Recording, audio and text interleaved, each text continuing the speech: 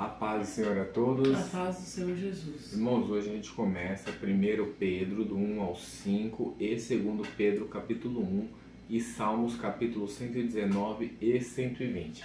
Amém? Não se esqueça de curtir e compartilhar o vídeo. E se não for inscrito no canal, mas chegou até aqui, se inscreva no canal para acompanhar até o final do ano a Bíblia toda lida com a gente. Amém? Vamos orar? Senhor, meu Deus, meu Pai, te agradecemos mais uma vez por poder estar meditando a tua palavra. Tome tuas mãos nas nossas vidas, nos ajude, Pai, a guardar os teus mandamentos, as suas palavras nos nossos corações, Pai. Em nome de Jesus. Amém.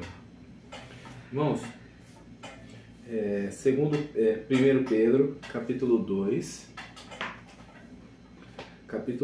versículo 11, o texto diz assim: Amados, peço a vocês, como peregrinos e forasteiros que são, que se abstenham das paixões carnais que fazem guerra contra a alma, tendo conduta exemplar no meio dos gentios, para que quando eles os acusarem de malfeitores, observando as boas obras que vocês praticam, glorifiquem a Deus no dia da visitação.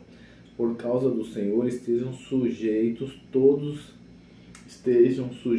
a toda instituição humana, quer seja ao rei como soberano, quer seja às autoridades como enviadas por ele, tanto para castigo dos malfeitores como para louvor dos que praticam o bem. Então aqui a gente já começa com a seguinte questão: forasteiros. Por que Pedro está chamando de forasteiros? Porque a palavra diz que nós não somos deste mundo. Nós retornaremos para morar com Deus. Então aqui nós estamos de passagem, de peregrinos, de forasteiros. Essa não é a nossa terra. Nós só temos um pequeno abrigo aqui que nos abrigará até o dia que o Senhor volte ou até o dia que a gente morra e volte para o Senhor. Então, o que ele quer dizer com boa conduta exemplar para os gentios? A gente tem que dar bom testemunho. Todos nós temos que dar bons testemunhos. Então não adianta no meio do trabalho você ficar irritado e começar a xingar. Não adianta no trânsito também xingar o coleguinha do lado. Não adianta, eu não vou dizer dentro da igreja, porque na igreja todo mundo é santo, né? O vizinho. Mas fofoca dentro da igreja. Não adianta no quintal, o vizinho, você ouvir você gritando dentro de casa, brigando.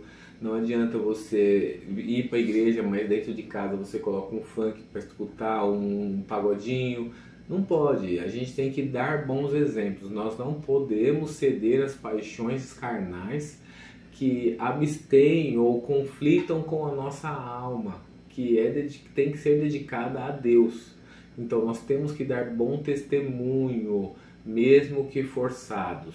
Por quê? Porque nós temos que resistir. Nós temos que resistir às obras carnais. Então tudo aquilo que a nossa carne se agrada, nós temos que resistir. Ah, não, Lucas, mas minha carne não se agrada de música do mundo, não.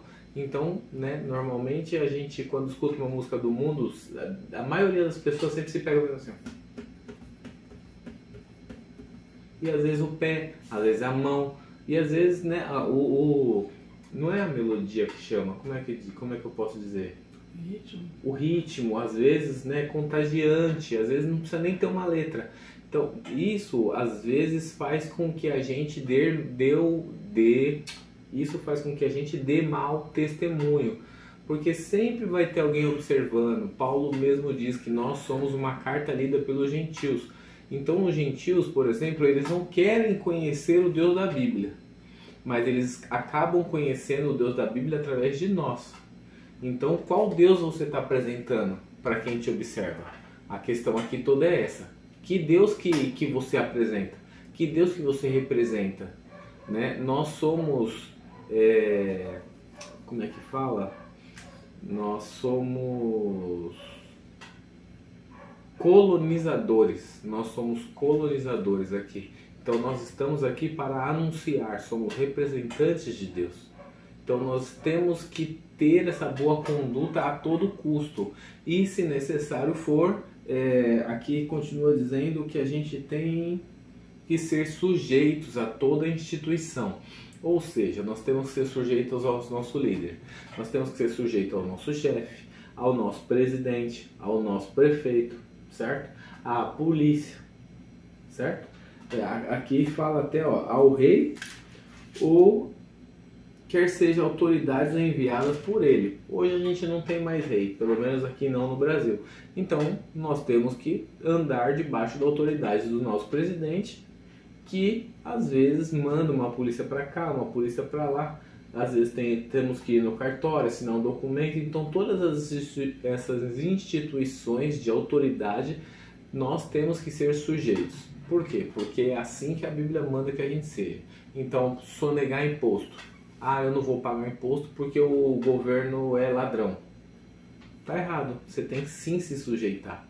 Porque essa é a regra humana no qual você vive debaixo enquanto é peregrino na terra. Então, sim, tem que ser sujeito a essas coisas, sim. Quer acrescentar alguma coisa? Quero falar de outra coisa. Do quê? De outra coisa não, né? Tudo aqui casa, né?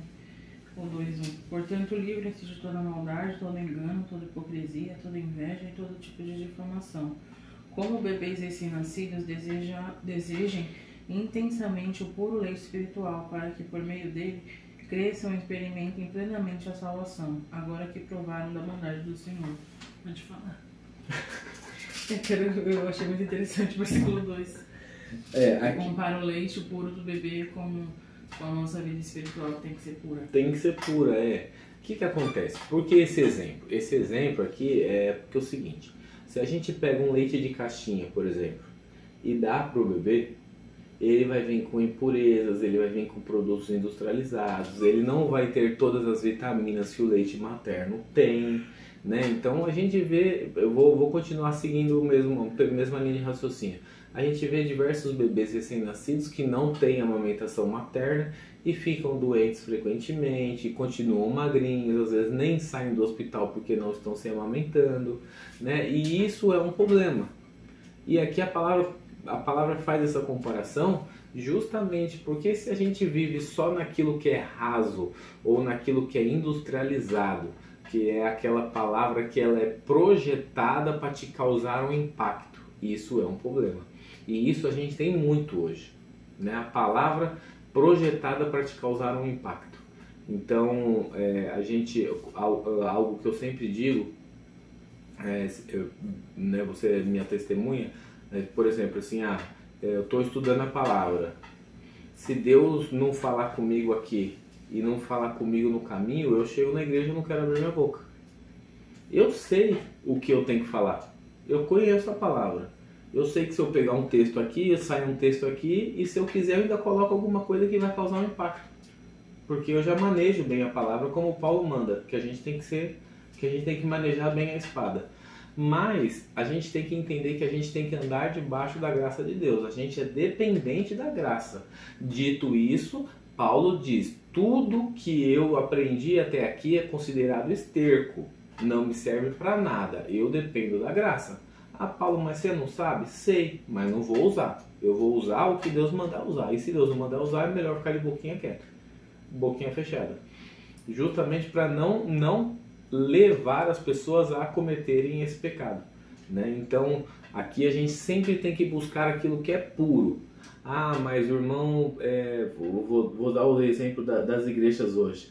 Ah, mas o irmão ele é pouco instruído na palavra, ele não fala bem, ele não pronuncia bem, às vezes ele gagueja, mas ele tem a graça.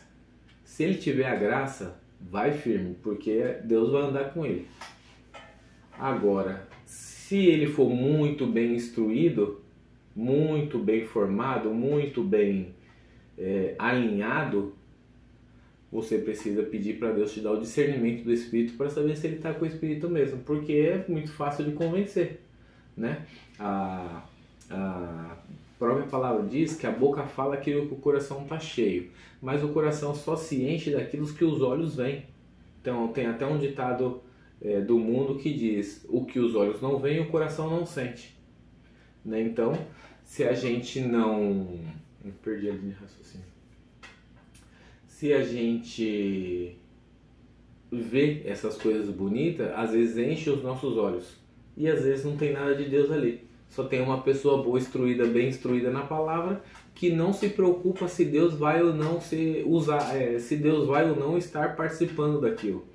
né? Então, ficou bem explicado essa parte? Então, acho que é isso. Quer acrescentar mais alguma coisa? Não? Então, não se esqueça de ler todos os capítulos, que a gente está quase chegando no final do ano e estamos quase com a Bíblia toda lida, né? Salmos, aí a gente já está em 120. No Salmo a gente já está no 120, falta só 30 salmos para a gente chegar no final. Então falta 30 dias para a gente finalizar esse negócio. Amém? Vamos orar? Senhor Deus, meu Pai, te agradecemos mais uma vez por poder meditar na Tua Palavra. Tome em Tuas mãos nossas vidas, Senhor, ser conosco, Pai, para que a gente venha ser todos os dias cheio da Tua graça e da Tua presença, e nada de conhecimento, apenas da Tua graça, Pai, em nome de Jesus. Amém. Tchau.